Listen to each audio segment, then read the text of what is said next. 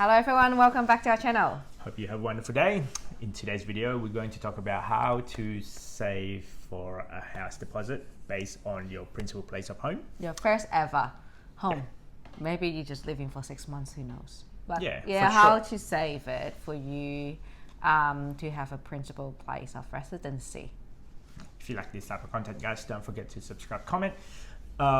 Without further ado, so this is based on our personal experience as well, how we go about doing it. Or if we can redo it again. Yeah, that's right, right. Yes, because back then didn't check all this information, just dunk the head in and buy property. I think we were too focused on our career as well. So because we were just go home, go to work, go home, go to work. We weren't really doing a lot of research as well. We would just go bang, one after another, and then we look at we just have to save up half of our wage, and that's what we did beforehand. So if we were to do it all over again, these are, I guess, a few tips and tricks, I guess. So the first one would be find out how much money you need for a house deposit. Isn't that the most important thing? You know how much you earn and what's the borrowing power you have, and then you know how much you can borrow and look for it, and how much deposit you need to save. Now, when we did it, we would just save. And we just look around. Oh, this mansion looks good. That mansion looks lovely. We just, at a certain point, we're just saving. I'm like, I don't know, we got this amount. Would that be enough to buy a property? And like, it's enough. They're just okay. No, we were kind of, but our mentality was more investment. Right, we just save whatever we can, and then with that lump sum, okay, we're kind of ready. What can we buy? You need to also calculate the expenses when you're purchasing a property. It's like, hey, here's the deposit, but you also have to figure out the legal costs, the stamp duty, the mortgage application fee. Is that application fee going to be added towards your mortgage, or is it going to be on top? Part of your deposit. How is it going to work with all of those things? What else is there? Do you have, I guess you have a budget of a surplus. Let's say if you're looking at $50,000 as a deposit, as an example, I would go a little bit more higher. I think depends on up about 70 or something. How much is the property's the value of it first? How much are you going to purchase it? Are you going to say 5%, 10%, 20%, or even more? Based on our experience, and if we can redo it again, minimum is 20%. Reason behind is you don't have to pay lender mortgage insurance. It's only a few $1,000s, but they put it in your loan and stretch it for 30 years. And for that few $1,000s, you're going to pay interest for 30 years. Is it really worth it? Inflation and all adds up, but for us, we realize that paying 20% is a lot better. Yes. And then the other one would be actually just figuring out the numbers, the calculation of it. Are you looking at this for a short term? Like, are you going to go stretch it for 30 years, or is your plan going to pay within a short period of time? We started thinking, I'll have a mortgage for the rest of my life. And then after going through our life process, let's say, realizing, no, I want to pay as quickly as possible. So depending what type of calculation you're going to look at, you know, some people, for example, I met people where they go, hey, I've got a 30-year mortgage, but I'm trying to smash that within about 10 years, 15 years. You know, paying double. Is that your strategy? Understand what your long-term strategy, let's say. And we paid one of our property in 7 years, just under 7 years. Because we realize eventually you're just paying too much interest. If you can pay more, do pay a bit more into your mortgage, because then you pay less interest eventually. The next one will be, let's say, how long will it take you to save for that house deposit? Back to the question, how much, let's assume the value of the property you're going to purchase is $500,000. 20% of it is $100,000. How long can you save it up for $100,000? And depending on your circumstances, how much your income, what's your expenses, what can you actually physically save? Is that saving for rainy day, or is that actually I guess saving for your house deposit? So they all pretty much varies, and don't get beat up, let's say, because at one stage we're like, oh yeah, we can save this amount. If we to do it all over again, I think I would just keep on saving until I can buy the house cash.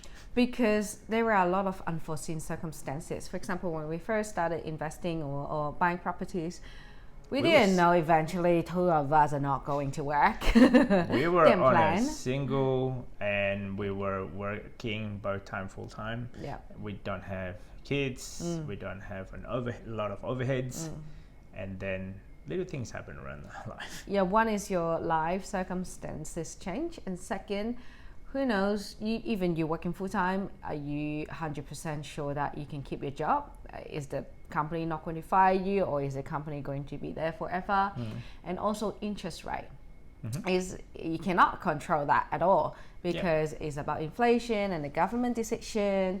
For example, when we locked in the rate, it was the lowest ever, around 2%. And we now we talked about this a few days ago when we looked at our bank account. It's like, we're paying about 2 point something. 2.2%. But now, if you're going variable, I think 6%.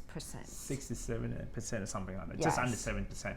So you have to take that consideration as well. So it's back to your deposit. If you have a small deposit, you got a bigger loan, which means when the interest rate going up, then your repayment will be a lot bigger. Can you afford it? Yeah. That's the reason you should have 20%. Yeah. And then you have to check, okay, if the interest rate go up to, like, let's say 10%, can you afford it? If you can do it, do that number.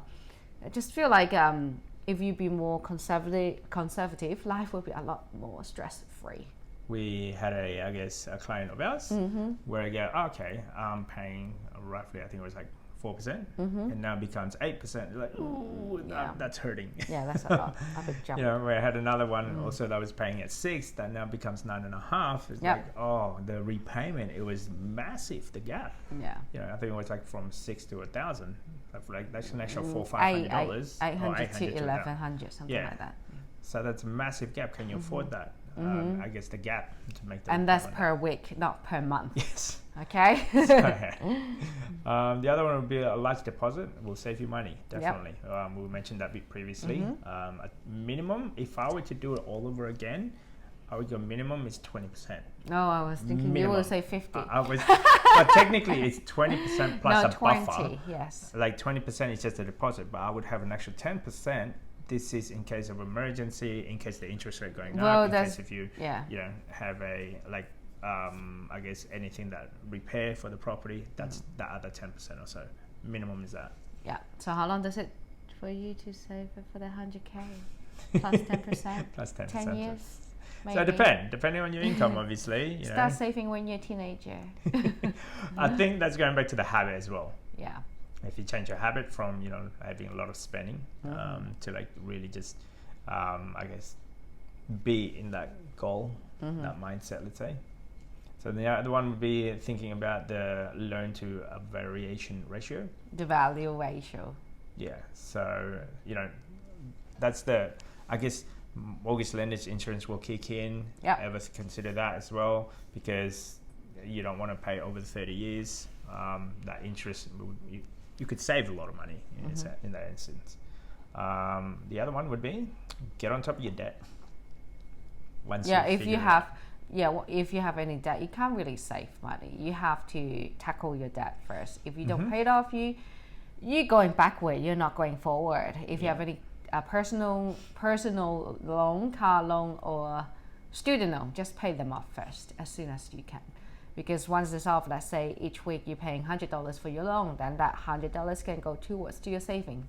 We talked about it, I think, a few days ago. So got a client who is actually paying off a mortgage, let's say, over the 4 years or something. Yep. Yeah, over the 4 years. The mortgage amount was, let's say, $700,000 or so. And then after 4 years, it's still at the $650,000, something like that. So like, if you're not thinking about just paying that off, it would just week in, week out. So get on top of your debt. That's just on a mortgage debt. But if you're looking at consumer debt, try to take that off as quickly as possible before you're even considering of buying a house. Yes. So the saving, automated your saving as well, if you can.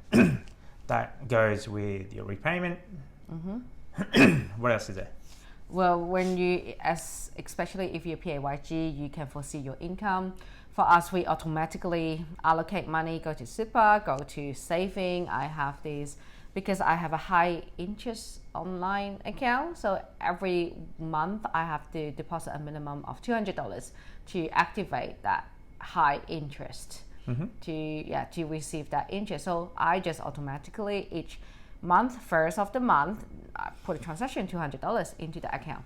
Yep. If I can do it again, I maybe not again. I can adjust it to maybe 500 or even more. We didn't even look for a high interest account back when we were But just then, go, give me a saving account where I can just put that as a. No, I was looking for high interest, but because now they're like paying 3%, 3 point something a year. Let me check actually. Yeah. While you're doing those that, will help you. Yeah. While you're doing that, the next one will be look for a helping hand. Yes. There's other ways for you to have helping hand. For example, would be the high interest saving account that we're having. It might not sound much, but it is 4.1% per year now. I'm using Ubank. So that's not a plug. That's not a, we're not sponsored by any of these guys. Just looking at what we're using. What we're using. That would be for our emergency fund or our deposit. I would do that. Yeah. That pretty much free money in a sense. Because personally, I don't encourage you using your home deposit money to go investing. Correct. Because investing is just too high risk. You cannot control. At least high interest online account, you can see your money's growing. You don't have much risk, or you can even put it in term deposit if you're looking for a high interest rate. And if you have it like in itchy hands, like if you keep on like grabbing it and spending it and then never put it back. Yeah, your money will go never. Will never go anywhere. There you go. And then the other one would be the other options of looking of helping hand would be salary sacrifice. We talked about it last night actually. There's a certain ways. Well, salary sacrifice is for your super, but I think in whole Australia there's a first home owner grant, like super scheme. Yeah, super scheme. Yep. First home super saver scheme. So you can put your talk to your company or talk to accountant and then put part of your pre-tax money into this scheme. Each year you can put $15,000 and up to $50,000 is pre-tax money, because what we did before was after tax. So we wasted some of the time. But if you can take advantage of this scheme, then you're saving a lot more money. Correct. And go faster. Yeah, and not only you minimize your taxable income, you actually can save a little bit more faster, because effectively you're earning like what is transferred in your account is like, okay, then that's after my deposit, let's say. And it's kind of a force you to save money. It's helping you because you only get whatever leftover money you can spend. Another options will be talk to your family members, parents, relatives, sibling. They might be able, let's create wealth between family. For example, let's maybe the other party earn a lot more, so they can actually combine it together.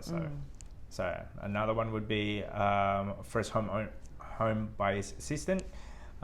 There's, I guess, different ways of looking at this.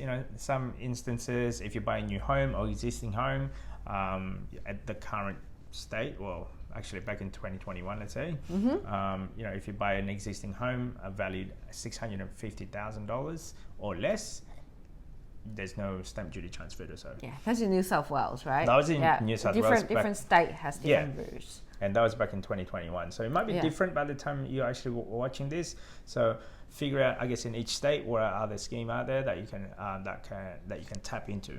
Yeah, and just take advantage of whatever the scheme that government provide to you. Yeah, didn't really do we it. didn't even do that. No, we didn't even. We were just focusing on no after helping tax, hand, after tax, and just save hard-earned money. Yeah, and don't look at it also as like, hey, I'm banking on all of this scheme. More like, hey, if you can get that scheme, that's just a bonus. Yes. Yeah, that's just a bonus. Don't like we didn't look at it, but if we can do it again, don't put it like as in, oh, I'm hoping that I can get this, but and then get a discount afterwards. So anyway, that's just our 2 cents, guys, when it comes to save money. Save your first home deposit for your PPR. So if you like this type of content, don't forget to subscribe, comment. See you next time. Bye.